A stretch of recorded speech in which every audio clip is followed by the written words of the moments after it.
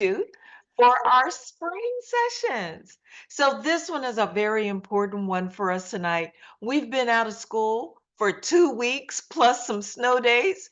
And so the conversation tonight is going to be all about making sure that our children have effective executive functioning skills. And we're going to talk about that because it won't be a surprise to you that it's the type of thing that we ask our children all the time. Just what are you thinking? Or how are you thinking? And so we want to make sure we spend some time providing insights to our parents so that you'll know exactly what you can do to support your children. So, if you need simultaneous interpretation, these are the directions here on this slide. And I see Ms. Zulma Pacheco with us. And I'm going to ask Zulma, for the individuals in the room who need interpretation, could you please share these directions for them on how to access simultaneous interpretation? Because we have wonderful interpreters already in the room. So I'm going to ask someone here, and that's Ms. Pacheco. Will you please read these slides to our guests? Read the slides to the guests, you said? I'm sorry. This one, to help people get into the room. Okay. Okay. The Thank the you. s- services of okay. Tonight's stimulating to interpreters. Is that it? Yes, thank you. Bridget Farrell, Angie Castellano Guillen, and I'm not seeing computer. At the bottom of the screen will be an interpretation globe. Click that globe and then select Spanish. You me to read it in Spanish too, or just the English part? If you could read it in Spanish for those who may not be able to read the English. Thank you. Okay. Okay. En una computadora, en la parte baja de la pantalla, habrá un globo de interpretación. Haga clic en ese globo y seleccione Spanish. On a mobile device, at the bottom of the screen, tap the ellipsis icon on the bottom right, tap Language Interpretation, tap Spanish. En un dispositivo móvil, en la parte baja de la pantalla, toca el icono de eclipse en la parte baja derecha. Toque lenguaje e interpretación, toque Spanish. Gracias, Ms. Pacheco. De nada. Everyone, this Zulma is one of our parent engagement assistants assigned to schools. And so thank you for allowing me to cold call you tonight, Zulma. We appreciate you being here. So we hope that everyone who needs the services can tap right into them. So as we move forward this evening, just getting right into our program, you received a notice in the chat. If you were here, we can put it back in again. But this is the link. We ask everyone to please sign in. And I'm going to ask Ms. April Shannon, one of our staff from the department, if she could please copy that link from the PowerPoint today and add that right into the chat for everyone again so that we can make sure that everyone has an opportunity to sign in tonight. And I'm just loving how folks are still coming in. We'll do our best to get them in. So thank you again for being here. We have a few norms to guide our participation tonight. We ask that everyone who's comfortable to please turn your cameras on, but keep your microphones off until you're asked to unmute to talk or to ask a question. We also want to invite you to participate freely. This session is all about you and providing resources and information that we hope can help you become even more effective as parents in helping your children be successful in our educational setting. So I apologize because my phone in the background is ringing because there's an employee town hall going on tonight. I'm getting ready to throw these phones under the desk so that we won't be interrupted. But please enjoy this evening. Share succinctly always assume positive intentions. The information that we're getting ready to share is all about supporting you as parents and as family members. We want to make sure that we're doing our job to make sure that every parent can support every child effectively in our school system. And at the end tonight, we're going to ask you to evaluate the session. So I just wanted to share this slide just very quickly. You will get a copy of these slides if you complete our process of signing in, because you'll give us your email and we can email you these PowerPoint slides. But we had some elections that happened in November, and as you can see, the face of our Board of Education has shifted slightly. So I wanted you to make sure you identify what your district is if you don't already know, and make sure that you know who represents you on the Board of Education. It's very important that we are engaged and we advocate on behalf of our students by talking to our Board of Education members and working with them to improve our school system. And we have a fabulous small and mighty team in our Department of Family and Community Partnerships. And I'm delighted to be their director. But even more importantly, I'm delighted to work with such talented and gifted people who do a lot of work. They serve all 200 plus schools.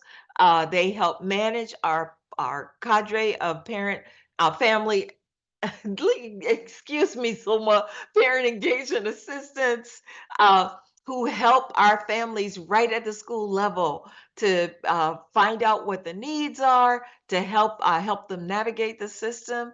We also have, as a part of our department, our business and community partnerships office, and they help every school have a partner, become adopted by business or community entities. So if you need information about that, we can share that with you as well. Actually, at the end in the PowerPoint, there will be information about that.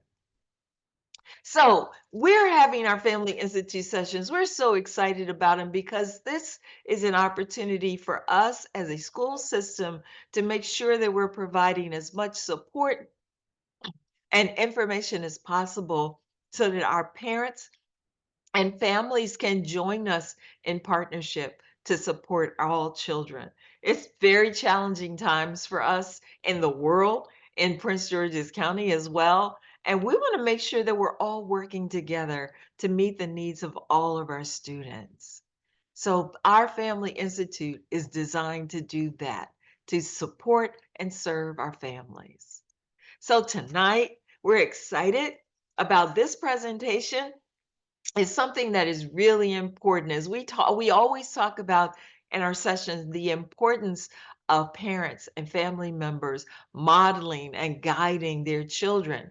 This topic is about executive functioning skills, teaching our children to be effective thinkers so that they can make good decisions and they can have the energy and the focus to do the work that they need to do.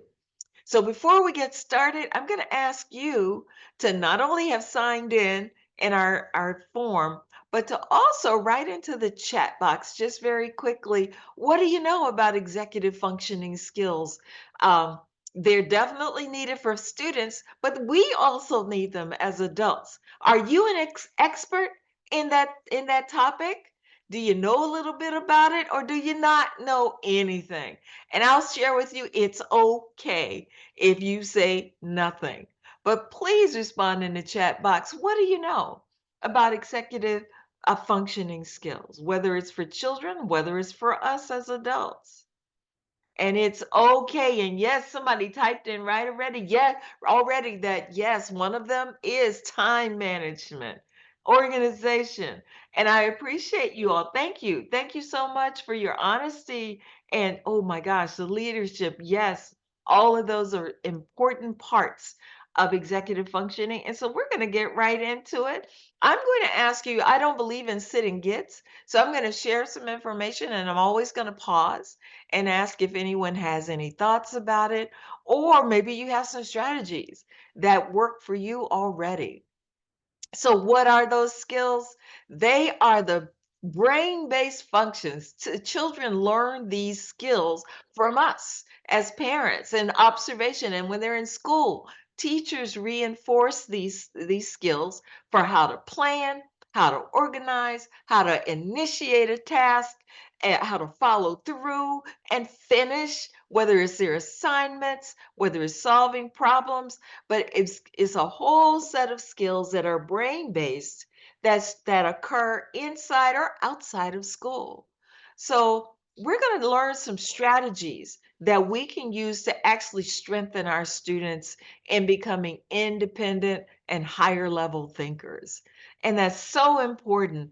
um, that's what education is all about. It's not about opening up the top of your brain and pouring in information. It's giving you information as a learner and helping you manipulate that information to be a strong leader, a strong citizen, a strong worker. So all students, all children can be taught these skills. It doesn't matter how old they are. It doesn't matter what their ability levels are, because all students can be taught how to think for themselves, how to carry out tasks, how to finish assignments. Oh my gosh, you'll see some of the things. I mean, even making up your bed. That's an executive functioning skill, and we have to teach it to our children. So many students, like some of us adults, forget or assignments or tasks. We can be disorganized. We sometimes don't complete long-term assignments. We have trouble focusing. And, that means that we have weak executive functioning skills. It's not a problem unless it's something that dominates how we work all the time. So again, we need to be taught those explicit skills. How do you set a plan? How do you create a calendar? How do you start a task, go through the steps for completion, and finish a task? All of those are things that we're going to just cover very quickly, and then we're going to give this set of skills to you to try out at home. Now, I'm going to share with you a picture of a learner. And I want you to think about if these are some of the things that your child or your children may say to you, or are they some things that you may have a challenge with as adults too? Because it's okay. I know that some of them I have challenges with. That's why I keep a planner. That's why I keep a notepad in my car. Sometimes we forget things. Sometimes our children, and you can see it into adulthood if we don't catch it early enough. Sometimes children have problems keeping their bedroom clean, their backpack organized. That's organization is an executive functioning skill. Sometimes people have trouble maintaining a planner, being on track with things and recording assignments or recording tasks that have to happen. That's executive functioning. Sometimes our kids show up to school, or they come home after school and they've forgotten the papers and notebooks and all the materials that they need for their schoolwork or their homework. Sometimes our students will say this, I have a hard time. I don't even know how long it's going to take for me to complete this task or this project that I'm assigned. Um, and we have to help them figure it out. What about this? A hard time keeping track of their possessions and losing important materials. How many of your children come home without a coat? Sometimes it just, oh, I forgot it. Oh, I don't know what I did with it. Oh, I don't know where I put it. Sometimes that happens. Um, Having trouble listening and following multi-step directions. That is a skill that is very important, and often you can see that with adults as well, even in the workplace. Starting my homework independently, that's a weak executive functioning skill. We don't want to have to tell our children every day, do your homework. Did you do your homework? What is your homework? Do you have homework? Our children, we want them to develop the skills, the thinking skills, to know if they have homework and know what they have to do, or if they need help, ask for help. Um, Long-term projects, that's a big one that we want to provide some strategies for because sometimes children and sometimes adults complete tasks at the last minute rather than planning it out from the very beginning. Transitioning from one task to another. We ask children to multitask.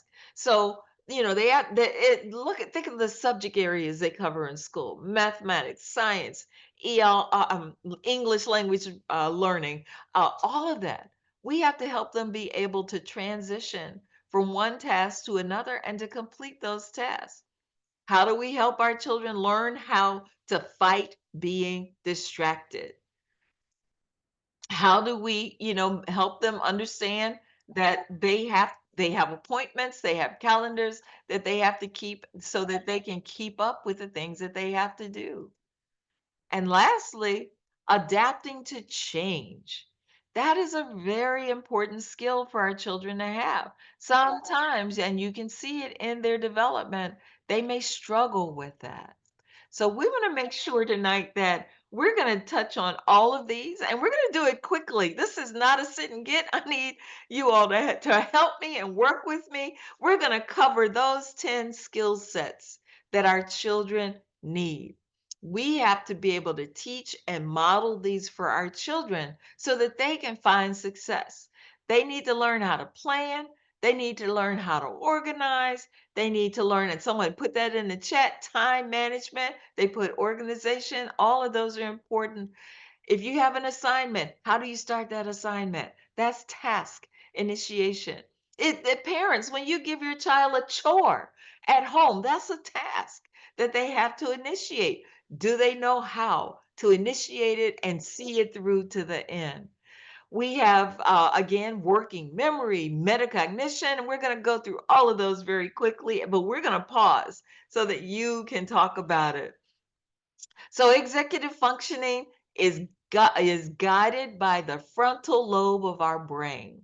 And so this it helps us think about if, and we know this when people are maybe in accidents and have brain damage and the frontal lobe is hurt in some kind of way, their memory is challenged, their ability to remember steps and how to do different things in life are challenged. So understanding that all of that happens in the frontal lobe of your brain, and it makes sure that we understand and support our children. I've heard parents often say, something's wrong with the front part of your brain because you didn't do, what you were asked to do. And they say that lovingly and jokingly, but it is something to think about, that brains are developed. So here's the first one, and I'm going to get this out of the way so that you can see it. The first one is about planning. And of course, planning is figuring out how and when to accomplish a task or our goals. So here's some strategies right here. Teaching children how to plan, teach them how to keep a calendar, ask them what are their goals, what is it that they want to accomplish, and how should they accomplish them. And so these are some of the strategies for planning. And so I'm going to ask you to read them, but then I'm going to ask maybe one person to unmute. What do you do to teach your child effective planning? Anyone in the room? Hi. One of the things I've done recently with my ninth grader is I've added her to the family Google Calendar and tasked her with adding her activities, sports, school, or anything like that to get her used to assimilating herself into everything that we do as a family. I want to give you a round of applause, Mrs. Muse. Thank you so much for sharing that. You're absolutely correct. And children learn it best from us at home because we as parents model these kind of behaviors. And so thank you. Thank you so much for sharing that. And so, yes, your daughter is putting things in the calendar for herself because they always often count on mommy and daddy to tell us that their schedule and what. No, we need them to own it. So thank you. Thank you for sharing that. The next executive functioning skill is organization. And someone wrote that in the chat earlier when I asked, what did you know about it? Would one of those individuals want to unmute and tell us some strategies that you have for teaching your child how to develop and maintain a system or systems that keep their materials and their plans in order? Would anyone like to share what you do? What's some strategies that you've put in place for your children? So hi, Dr. Jackson. I actually put organization. That's a big one for I know for me because if I'm not organized, things just get chaotic. And so we have younger kids, 9, 6, and 3. So routine is really important at their age. So ensuring like for our oldest two who run track and field, making sure they know where all of their uniforms are, they know where their water bottle, is located. So when it's time to go, we're not having to, pick up everything. So just having routine, but then also having an area where they know things go so that they're organized and prepared. Wow, we have to give you a round of applause too, Mom. That is so important. My husband and I raised four young people, and yes, we have to make sure that we put systems in place for them and with them so that they understand, hey, you're in charge of your stuff, and organizing it and keeping it in a way so that the routine, like you said, is established. And you can have those conversations. I love this, when you do such and such, these are the consequences. And so make sure that they understand organization is about that routine. Thank you so much. The next one is time management. And what someone put that in the chat early on. And I'm going to ask that person if they could unmute and talk about the strategies that they employ to help their child understand. It's like an accurate understanding of how long a task will take and use their time wisely and effectively to accomplish whatever it is that they're doing. Could I have one person unmute and talk about strategies that you use to help your children with time management?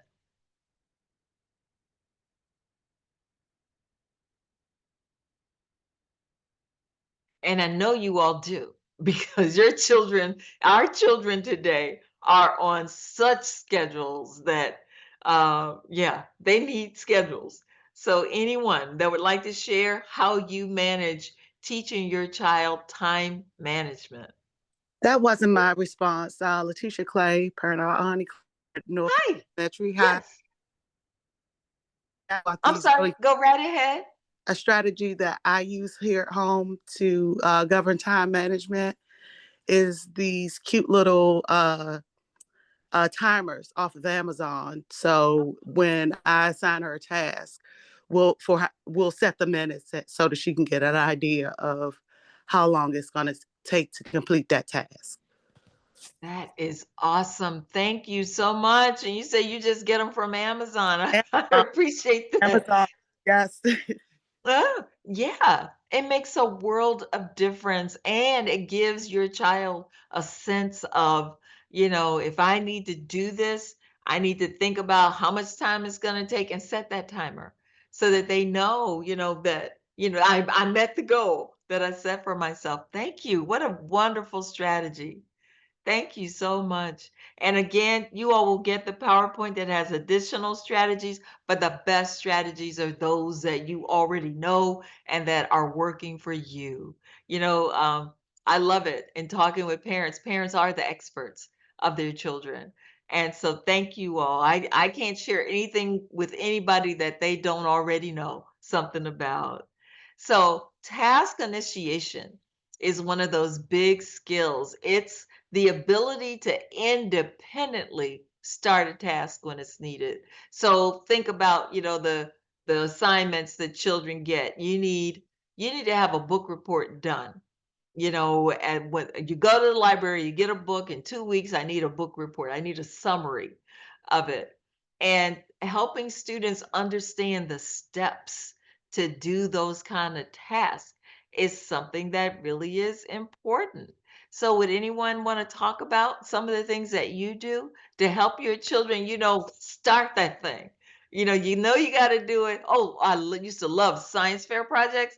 Don't come to me the week before it's due and say, hey, my science fair project is due such and such a date. No, you should have been doing that for 2 months, but anyone, any thoughts about that?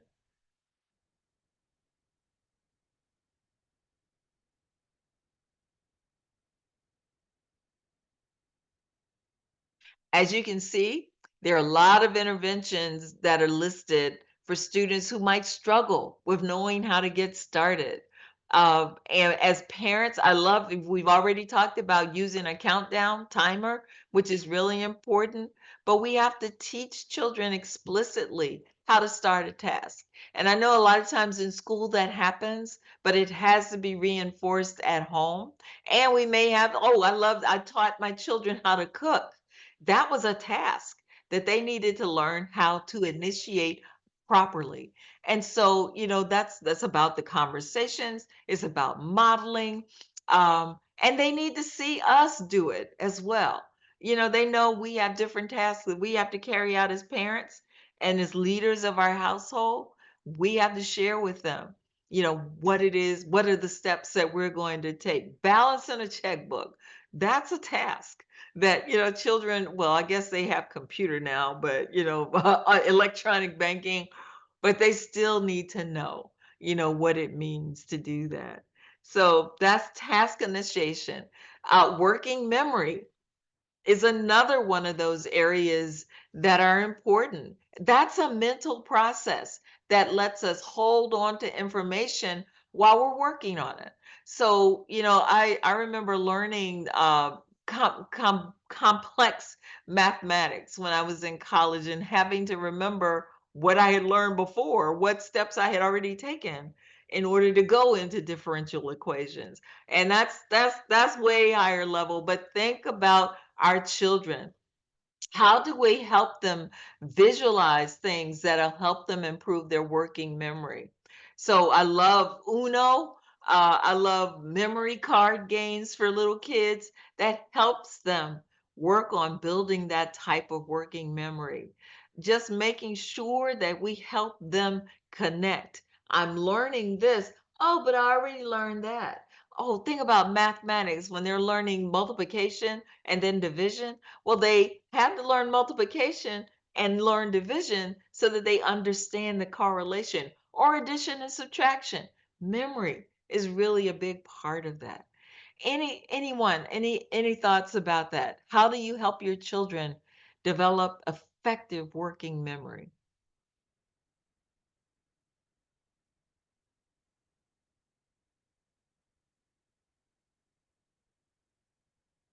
How about Oh, folding and putting? Yes, I hear someone. Go hi. ahead. Good evening.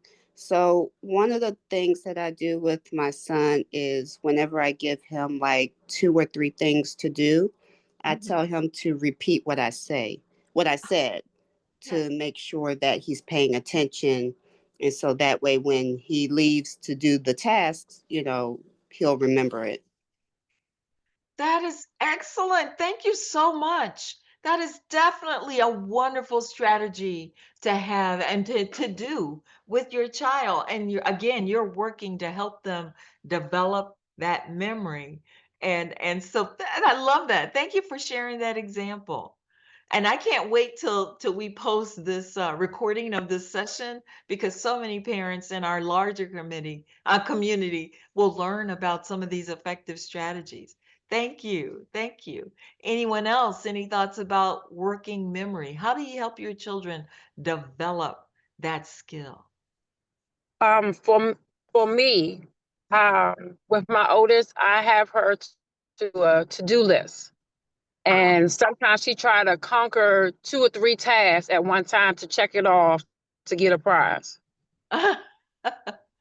I love that. And the other thing is that incentive is nothing wrong with prizes to help encourage children. What do you call that? That is a motivation. It's a type of motivation that some children really respond to, especially younger children. Um, yeah, thank you. Thank you for that. The next skill is what we call metacognition. That is the one that gets children thinking about their own thinking, being aware of what you know and how you use it. So, a lot of times people say, oh, that's such a big word, but we can encourage our children when we talk to them about what they're doing. And you can ask them, so what do you notice when you do this particular task? Or what are you thinking about? Um, what do you picture when you have that idea in your head? And metacognition is a high level skill to help our children learn. They think about what it is that I already know and how it applies to what I'm learning. And it's a deeper level skill so that when they get older, it's even more important that they've had practice with that. Has anyone ever had those kind of conversations with their children? I've heard us as parents say, what are you thinking? But ask them how they're thinking is a different kind of conversation, a different kind of process as well. Any thoughts? I would say like, Yes, please. Miss Sowell? oh, I was just gonna say, with the reading comprehension, I know that's a big one right now for us with our fourth grader. So now that he's reading more kind of like, novels and series and things like that, the ones with no pictures, having him visualize and picture what he's reading, so that it's easier for him to comprehend what he's reading. So that's something that we've kind of incorporated into the metacognition. Oh, that is awesome. That is awesome. And that conversation in itself is so powerful between you and your child when you are asking him questions. He's reading. And sometimes, I can remember when I would be in a classroom and children would read, but nobody actually asked them to think about it, to talk about it. How does it connect to something you know? And that's so important. Thank you, Mom, for sharing that with us. It makes a world of difference and it inspires children to even want to learn more. So thank you. Self-control. So I grew up, and I'm just getting ready to date myself, in the 60s. And I have always been a very excited kid, right? And I would get these report cards home. And the teacher would say, this was on our report card, needs work on self control. And I got in so much trouble, but I didn't know what it was. You know, it's really about these things, keeping helping children learn a problem solving process, because my lack of self control is I wanted an answer right then. And rather than learning how to calm down and, work through things. So that lack of self control was something that you can tell I'm still bothered by it, but it's something that is a learned skill. So sometimes children may have problems with that. I had teachers who had empathy about it. I really think that back then in the 60s, if we had done what we do now, I probably would have been ADHD. But we don't, we didn't have those processes in place. So being an adult who takes the time to listen and to encourage children to talk about what it is they're thinking. Why are they rushing so much? Why are they restless? Um, that's important to help children learn what we call self regulation. The age that children tend to have the most difficulty is between 2 and 3, where they're not quite fully vocal yet. And so, the self regulation is really important to model for them, to teach them, to take the time to have those conversations. Um, and now teaching things like mindfulness and relaxation and stress management is really important. But tell me, you guys, what about you all? Any strategies for helping young people understand the importance of self-control? Most times, when my daughter is um, maybe feeling a little sad or mad, I ask her to, count to 10. Um, Maybe give herself some time to calm down. Um, Also, if she's crying, I'll ask her like, why is she crying?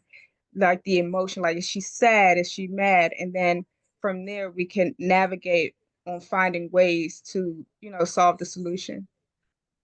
If that makes Thank sense. you. That is so powerful. Thank you, Mom, for sharing that. And that is so Dr. Jackson. important. Yes. Hi. Oh, Hey, hey. April. Hi, everybody. Happy New Year. I just wanted to chime in really quickly about something that I learned, excuse me, about the decision making and everything. I mean, we already know that I'm gonna just say it in the easy way. That decision making portion of your brain isn't fully developed until you're already an adult, right? Yes. Which is some of our frustrations as parents, right? Like, why did you do that? What are you doing? Why? And they're like, I don't know. I don't know. I don't know.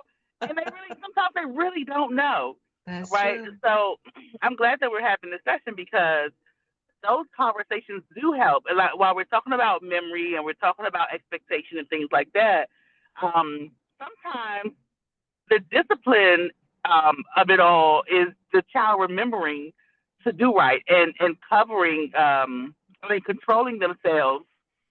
Having that self control is important because they don't have necessarily the decision making processes, right? So having those conversations where the child remembers and making sure that we're presenting the options to our children in the ways that we should handle different things or behave in certain settings or, just those expectations that we have of our children.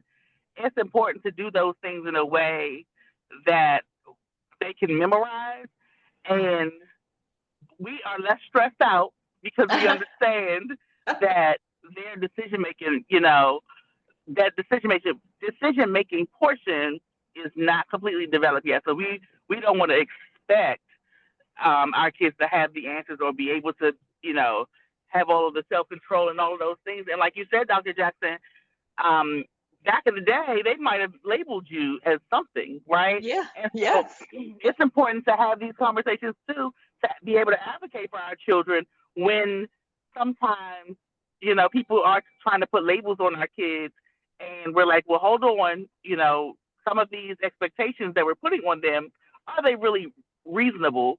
Are they realistic? Because some of their development isn't done yet.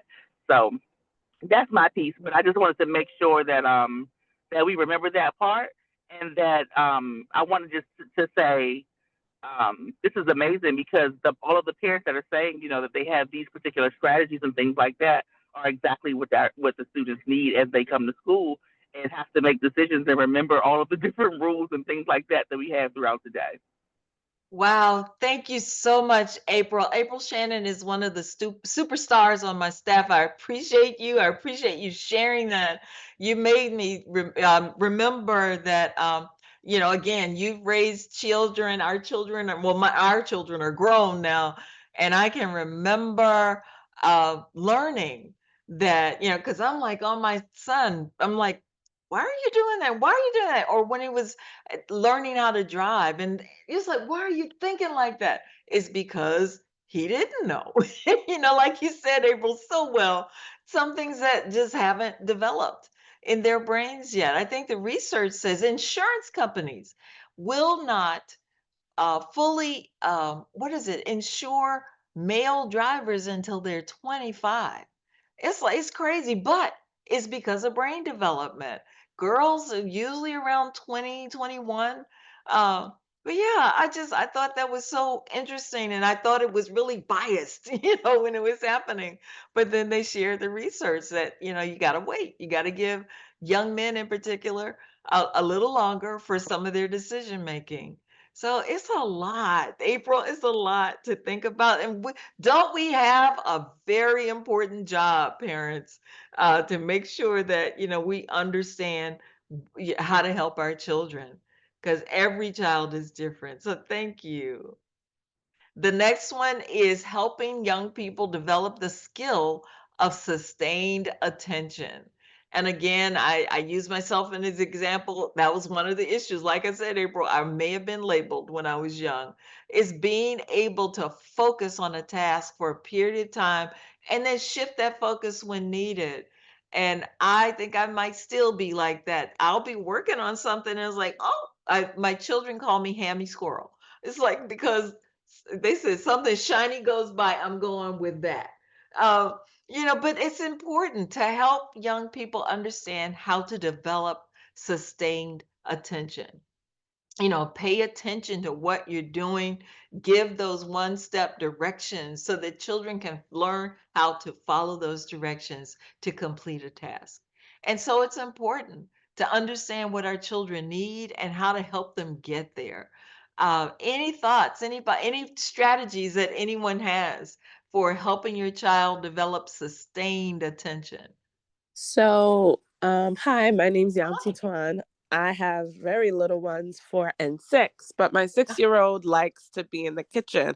So I'll give him tasks, and kind of every time we'll do it, I'll increase the task that he has or give him a little bit more to do. So we'll cut up apples as snacks. And at first, he was only good with peeling the apples. Now we're up to peeling and cutting them up after he got really good at that, just to increase a little by little. So that way it increases the attention.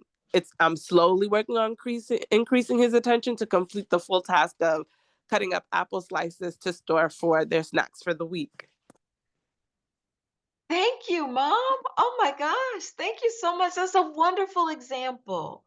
And like you said, it's a stages that you have to take him through. Let him have that, time to learn the first step, and then his confidence grows as you increase the amount of responsibility that he has. Thank you. Thank you so much. Would anyone else like to share about sustained attention?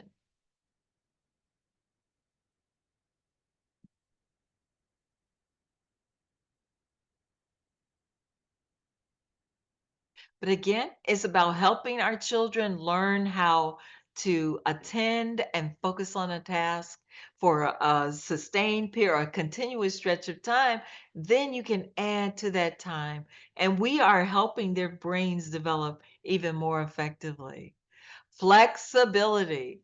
That's one of the ones that's also very important. So many people that we see, whether youth, whether adults, are inflexible in their thinking and in their ability to do, different, complete different tasks.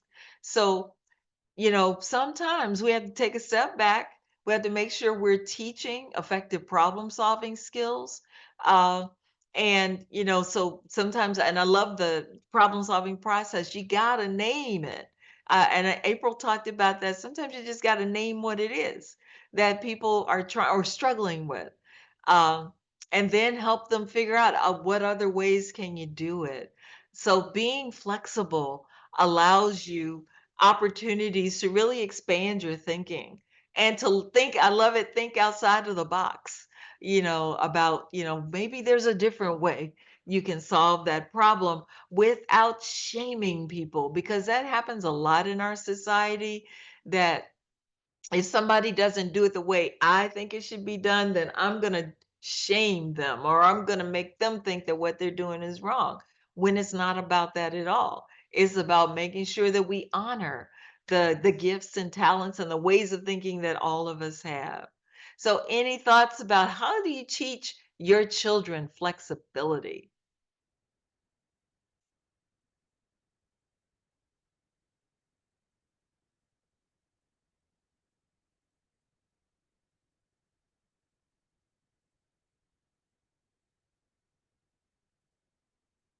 How about having opportunities with your child, because usually flexibility is needed when our children come to us frustrated because something's not working the way they think it should. Maybe we need to ask them to think about, well, what other ways that, first of all, let's talk about what you tried. Now, what else do you think you can do? So again, it's about helping them develop the skills of thinking of new or different ways to do things so that they don't get stuck. Because children, just like a lot of adults, sometimes get a little stuck because of inflexibility. We have to be open to trying different things, trying new ways. Miss Smith, hello, I see you raised your hand. Please unmute. Good evening, Dr. Jackson. How are you? Hello, everyone. Ms. Smith is the chair of the School Systems Parent and Community Advisory Council. Welcome. Thank you for being here. This has been really, really great. Thank you for hosting this for the families. Good evening, everyone. So I may have I guess, a non-conventional approach to this because my children tend to be very inflexible. So when things and they are very concrete, so they like to know what the schedule is. Sometimes they remind me of things. So what I would typically do if I know that something has changed, I don't tell them up front. I actually allow them to essentially get into the situation so that they can adapt while they're in the situation versus trying to react to the information that they have just received. And so far, it's working for us. Sometimes we may have some meltdowns, but I find them to be able to regroup instantly because they didn't really reject the information because they're in it. That is powerful. You got some real thinkers on your hands. Like, they're probably setting themselves up to be lawyers or some skill where they got to challenge and question everything. Yes. Thank you so much for sharing that. And that's a great strategy to use as adults, as parents. We have to think about how do we help children develop these skills that we need them to have. And we might have to do it in a different way. You have to sometimes, like you just said, back them into it. They don't really know until it kind of hits them and they have to figure it out. So this one is perseverance. And we all know that how important this is because too many of our children give up rather than following and sticking it out to the end. When something is challenging, how do we help them develop the skill set to never give up, to keep on working? And I call the word grit. How do they develop that grit that's needed so that they will continue working? Um, and not just stop and throw their hands up in the air. I just can't do it and whine and complain. We have to support that. We have to support them uh, by helping them learn about cause and effect. When you do this, it might do this. Encourage them to figure it out, or encourage them to think about if you do that, what might happen. Or how would you feel about it? What are the consequences that you might face? But let them own it. Let them think about it. To think about what are the consequences of their decisions, and what's the celebration for the success that you may have. But can anyone unmute and talk about how do you teach perseverance to your children?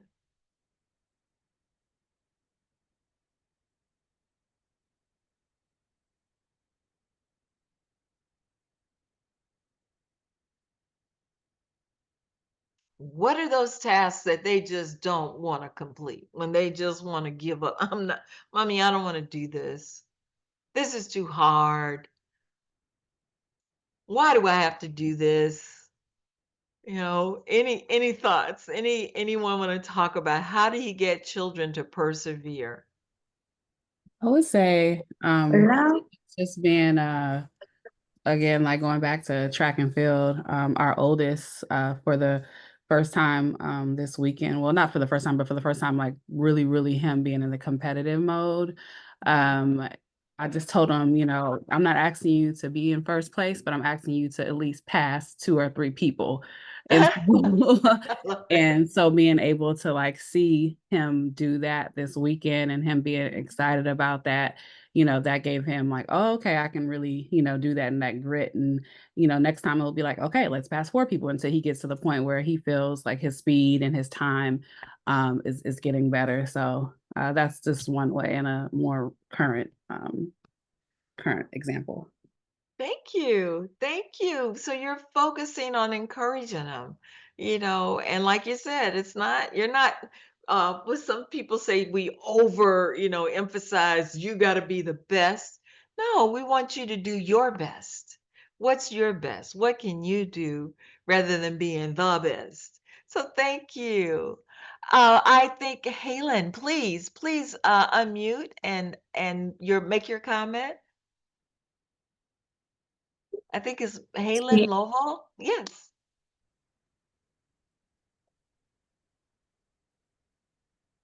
Hola, buenas noches. Mi Buenas nombre es noches. Aileen. Hailing. Okay. Pues en el caso mío yo tengo 2 niños. Mi primera hija tiene 10 años. Ella pues está en una transición ahorita de dejar eh, ciertas cosas para ser responsable en su clase y ella piensa que es muy difícil para ella tener que dejar de jugar por tener que hacer sus tareas o estudiar un poco más. Entonces le cuesta a ella entender eso. Entonces como yo como mamá, yo le ayudo es que a veces me siento con ella y nos ponemos a hacer las tareas juntas, y me he dado cuenta de que ella es muy inteligente, sabe lo que está haciendo, solo es que necesita como ese acompañamiento o ese interés de mío, que yo esté ahí al lado suyo para poder apoyarle en lo que está haciendo, porque ella es que se quiere sentir quizás apoyada, animada por mí y ver de que ella puede hacer su tarea sola sin mi ayuda. Gracias. Mr. Neftali Ortiz, could you please join in and translate for us? And then we can, yes, thank you. Sure, no problem. So basically, what she says, she has 2 kids. One of them is 10 years old, and she's in a transition to be responsible. It's hard for her to understand that she had to leave something so that she can do her homework. For instance, she has to leave playing so that she can concentrate on her homework. And in order for her to do that, she needs mom there to let her know how to do it and how beneficial it is for her to leave whatever she's doing so that she can concentrate on her homework. So that's very difficult for her to do. Wow. Okay. So, Mr. Ortiz, um, please thank her for us because that is a true challenge that we have with our children. And I wanted to ask if any of our parents or any of our other guests had any suggestions or solutions to offer. Entonces, señora, muchas gracias por esa pregunta y es en realidad algo difícil, ¿verdad? Para nuestros niños. Y qué bueno que usted le está dando esa ayuda. Entonces, la doctora Jackson preguntó a los otros participantes que si si hay alguna sugerencia en cuanto a lo que usted dijo. And the interpreters are going to interpret what the other the other folks' suggestions. Awesome. Okay. Okay. Thank you. Thank you for that. Sure. What a wonderful question. And it does, she's talking about what we're talking about, those executive functioning skills. How do you get a child to understand the importance of transitioning between tasks from play to work? And that's really, again, that's part of our job as parents to be able to have the skills. And actually, back in some of our earlier slides, there's information and strategies for that as well. So, I'm getting near the end of the presentation, but of course, I'm going to open it up to share, and for anyone who has ideas they want to share or questions they want to ask. I do want us to also think about and keep in mind that there are some things that, we learn from the field of psychology. It's just that sometimes children may have explosive feelings or just heightened challenges with regulating their emotions, maybe their response, inhibition, sustainability, all of these executive functioning skills that we talked about. Um, and so those challenges can interfere with their relationships between their peers at school or their sisters and brothers at home or with us as parents. And so that will interfere with their ability to function. We have to make sure that we understand when and how to go and ask for help as parents. There is nothing wrong with asking for help as parents. If even if grandma's no longer here or mama's not available, then go to a child psychiatrist, go to your pediatrician and talk with them about some of the challenges that might be behavioral that you're having. That is so important for us to be comfortable doing. Unfortunately, there are some families that sometimes feel, oh, I'm a bad parent. Oh, some of this is not about you. This is about what your child needs. And so please never be ashamed or afraid to get the help that is needed to help you support your child. All of us want the best for our children. And so sometimes we have to understand that we might not have all the skills necessary to do that. So we have to be able to get the help that we need. We also have to think of other strategies. And a couple of parents have talked about that. The reward systems that are in place, put them in place, but making sure the rewards are really good motivators for the work that we're trying to get children to do, not just bribes to get them out of your hair, but it's really about highlighting the value of what it is that you're asking them to do. So, like stars, children love stars. If they've done something, they've completed something well, uh, then yeah, a reward like a star on a chart is really important. There are adults who love stars too, by the way. So, always think about that. Um, it's always important to have conversations with our children, and all of our parents who shared tonight talked about that. The conversations that they have with their children, the listening to their children about what their concerns are, what their challenges are all important for us to make sure that we are in there with our kids to help them move forward.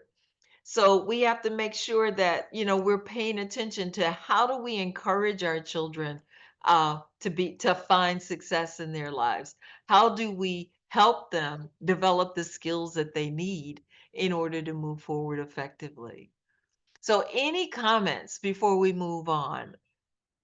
Because we've had some outstanding input. I appreciate everyone that has contributed. Is there anyone else who has not unmuted and talked with us tonight about executive functioning skills?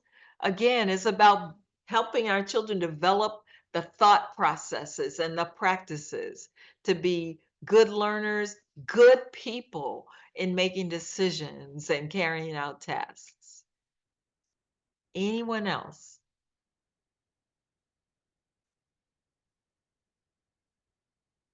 Well, again, the PowerPoint will be shared with you. If you have signed in, I'm going to ask one of the staff members to drop back in the chat again the sign-in sheet that we had from the beginning, and we will email this PowerPoint to you.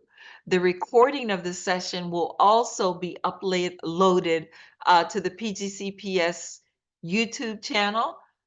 We are doing our best to make sure that this information continues to live and that you can share it with other people as well.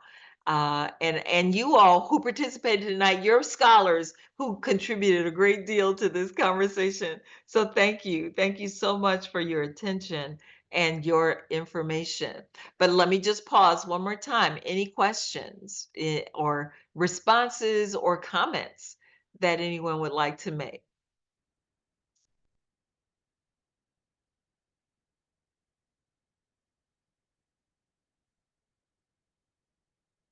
So if you'd like to, you could put questions into the chat box. If you don't want to ask them out loud, if you ask questions in the chat, we will provide answers to that, and that will be sent to everyone who participated if they signed in tonight. Thank you again.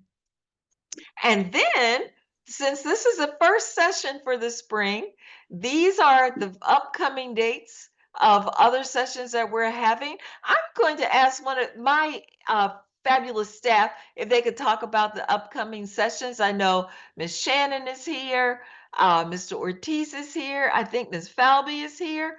Could you all take over and just talk about what's coming in the future for us? Sure. So we have invited the Department of Special Education and Access to come in and talk to us about the comprehensive coordinator early living in intervening services. So they'll be talking about that on the 28th of this month. Then we also have from the Office of Mental Health, we have we're going to be talking about the mental health services right here in the school system and in that community. So that's going to be a very interesting workshop for everybody. So please join us for those two events. Thank you. And our sessions will be, again, it's in this PowerPoint, so you'll have access to it. And you will also be able to use the same link that you used to register for this session tonight. So as you can see, the team has been working very hard responding to what parents have said they need more information about. And so we look forward to sharing this information with you. And we honor and appreciate your participation as well. And come back and bring somebody else. Let other people know that these sessions are going on. They're interactive. They are not sit and gets where we talk at you. We want you to participate as well. So I'm going to ask one of the staff members to copy the link from the PowerPoint and drop it into the chat. Your feedback is extremely important. I'm sorry, go right ahead. No, we've done it. Thank you, sir. Thank you. Dr. So, Jackson? yes. I'm sorry, there is a question in Spanish Yes. for Cecilia Morales. Can I answer that question? It's in Yes, if Spanish. you She could wants to know, please. she wants to know how to get into Clever in her child's school.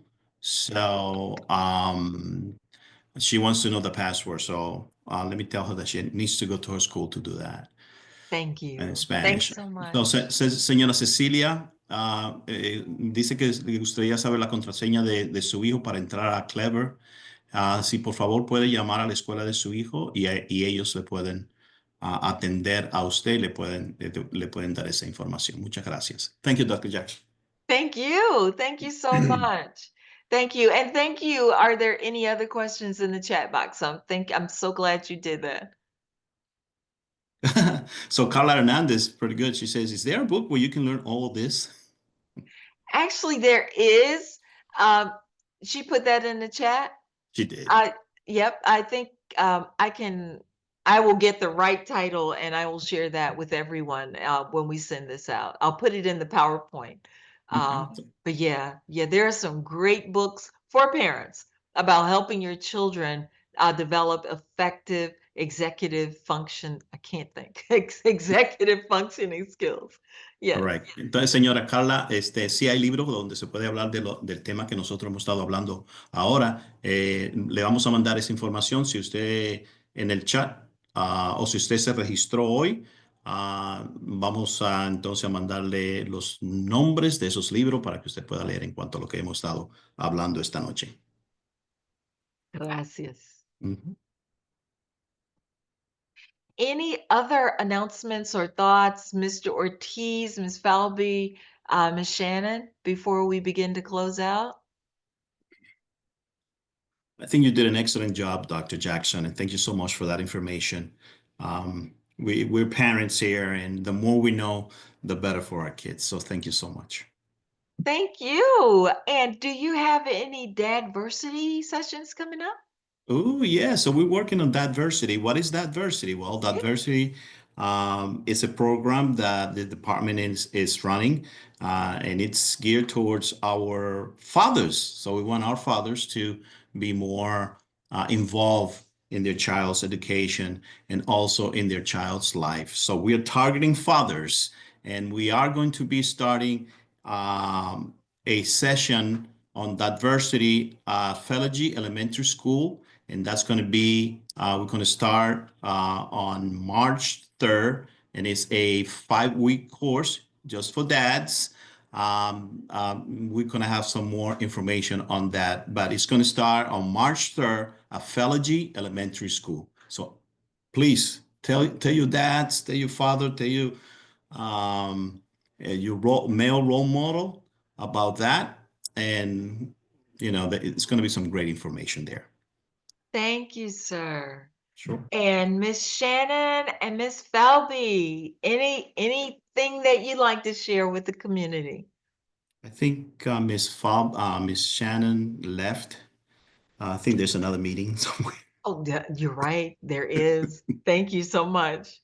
So Okay. we want to thank everyone. We're ending just a little early tonight because yes, we actually have another meeting that we're supposed to be in the school system, but we just thank you all so very much for joining us and for your fabulous insights and strategies that you shared with us tonight.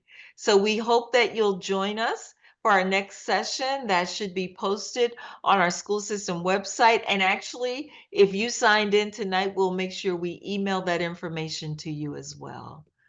So thank you and have a wonderful evening, everyone. And we are hoping that your new year is happy. You're starting off and just ready for a wonderful, wonderful spring. So thank you. Thanks so much and have a good evening, everyone. Good night.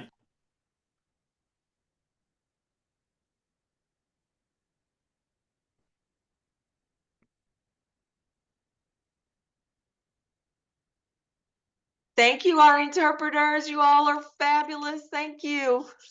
Thank you. Thank you.